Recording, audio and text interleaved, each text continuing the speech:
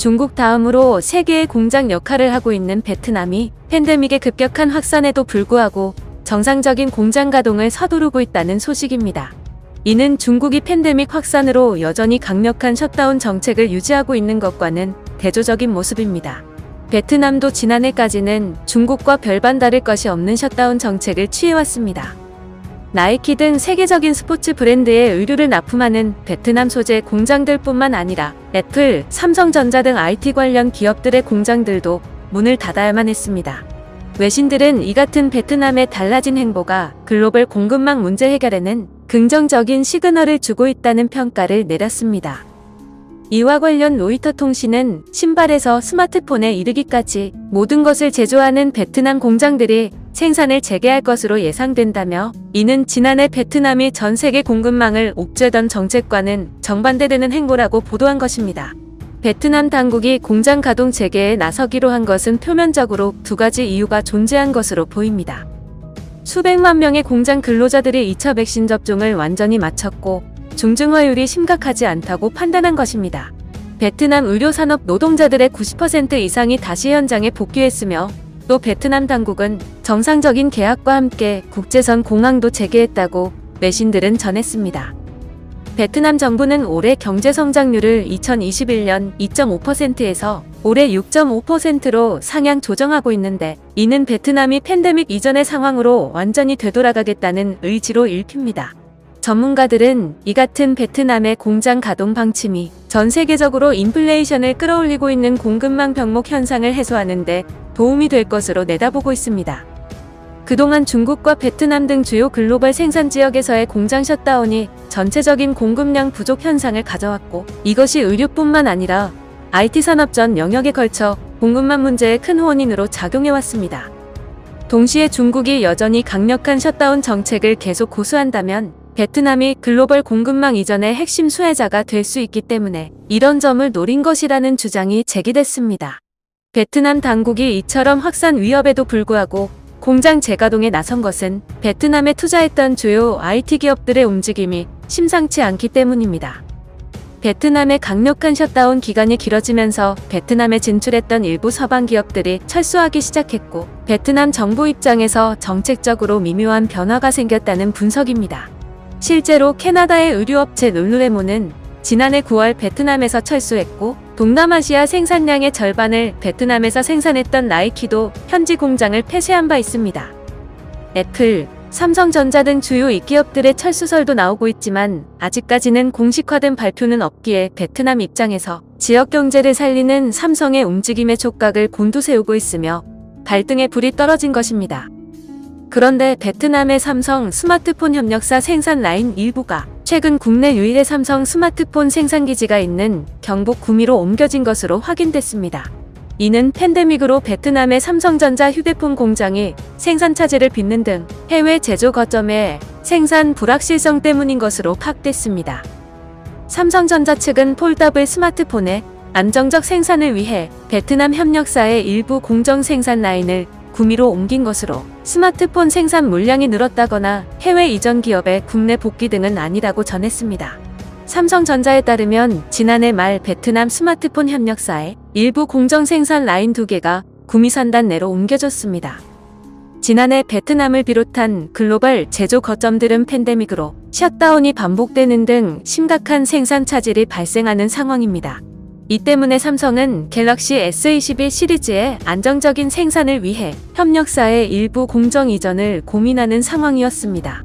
삼성전자 구미 사업장은 최근 출시를 앞둔 갤럭시 S21 시리즈 생산에 여념이 없습니다. 갤럭시 시리즈 신제품 3종은 14일에서 21일까지 사전 판매가 진행되고 있는데 14일 첫날부터 완판되는 등 돌풍을 예고하고 있습니다. 구미 물량의 생산량 증대는 생산 기반 다변화 전략의 일환으로 보입니다. 삼성전자 부회장은 지난달 5일 미국 라스베이거스에서 열린 CES 2022 기자간담회에서 베트남 공장 한 곳서 하다 보니까 B2B형 제품을 다 만들어내지 못했다며 멕시코와 슬로바키아 공장이 제품 생산에 들어갈 것이라고 밝힌 바 있습니다. 당시 마이크로 LED의 생산 다변화를 말한 맥락을 고려하면 이번 구미 공장 협력업체 라인 재배치는 휴대폰 분야에서도 생산 기반이 다변화되고 있다는 것을 보여주고 있습니다. 팬데믹 이후 베트남 등 주요 공장에서 생산 차질을 겪고 난 뒤 내린 특단책으로 효율성을 최우선을 두고 생산 체제를 최적화했던 삼성 스마트폰 생산 전략에 변화가 생겼다는 분석입니다. 삼성전자는 지난해 말 베트남 스마트폰 협력사 생산 라인 2개를 경북 구미 사업장으로 옮겨왔는데 제조 거점을 해외로 옮긴 후 구미 공장 생산 라인을 확충한 것은 이번이 처음입니다. 삼성전자 연간 스마트폰 생산량은 약 3억 대 수준으로 최대 생산기지인 베트남 박린성과 타이융 위엔성 두 곳의 공장에서 삼성 전체 스마트폰의 약 60%를 생산하고 있습니다. 인도 노이다 공장이 맡은 물량도 1억 대에 이르는데 향후 브라질, 인도네시아 공장에서는 현지 수요에 맞춰 생산량을 조절한다는 계획입니다. 국내 유일 휴대폰 생산기지인 구미 사업장은 새로운 공정 기술을 선행 적용하고 전파하는 제조 컨트롤 타워 역할을 맡아왔습니다. 폴더블 스마트폰과 갤럭시 S 등 플래그십 제품군의 국내 물량을 전담했지만 전체 생산량에서 차지하는 비중은 점점 줄여왔습니다. 그간 삼성전자는 낮은 원가와 현지 수요 대응 전략 등의 이유로 베트남 등 해외로 물량을 계속 넘겨왔습니다. 그런데 삼성전자는 특히 브랜드 신뢰도에 크게 영향을 미치는 프리미엄 스마트폰 생산 관리와 감독 수준 제고의 필요성을 절감한 것으로 보입니다. 국내로의 생산 라인 이동을 통한 제조 원가 상승을 감수하면서라도 구미로 생산 라인을 재이전했다는 목소리가 높았습니다.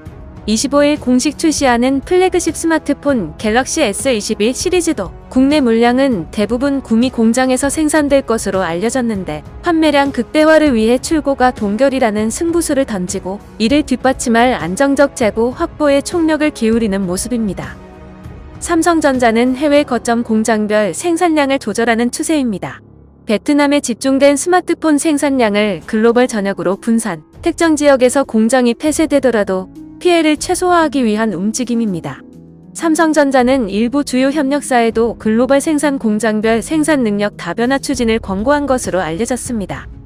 삼성전자는 그동안 베트남에 진출한 협력사를 대상으로 팬데믹 위기 극복을 위한 다양한 지원 활동을 펼쳐왔습니다. 베트남 중앙지방정부와 적극 협력해 협력사 임직원들이 우선적으로 백신 접종을 받을 수 있도록 도왔고 또 협력사가 신속하게 인근 학교 등의 숙소를 마련해 격리 생산을 할 수 있도록 지원했습니다. 이 밖에 근무 인력을 위한 신속진단키트 구입비와 침구류, 생활용품 등을 지원해 협력회가 안정적인 생산 활동을 이어갈 수 있도록 힘을 보탰습니다. 삼성전자는 협력사의 애로 해소를 위해 실질적으로 필요로 하는 부분에 대한 지원을 아끼지 않으며 베트남에 큰 보탬이 됐습니다. 하지만 베트남은 과거에 비해 많은 인건비를 요구해왔고 백신 구매가 여의치 않은 베트남 정부가 한국 기업의 백신 구매비를 요구하는 등 석연치 않은 모습에 찬물을 끼얹었습니다. 당시 기업들은 팬데믹으로 인한 매출 감소 등 경영난에 처한 상황에서 백신 구매비를 노골적으로 요구하는 것은 도무지 납득할 수 없다면서 강하게 불만을 제기한 바 있습니다. 그러나 삼성전자와 LG전자를 비롯한 한국 기업들은 결국 베트남 중앙정부 및 지방성 정부에 백신 구매비를 납부했습니다. 이번 삼성전자의 베트남 물량 국내 이전 발표는 다소 베트남에게 지금 당장 큰 부담으로 작용하지는 않겠지만 향후 물량 이전이라는 카드가 나올 수도 있는 상황의 촉각을 곤두세우고 있는 베트남 상황입니다. 이상 지식튜브였습니다. 지금까지 시청해주셔서 감사합니다.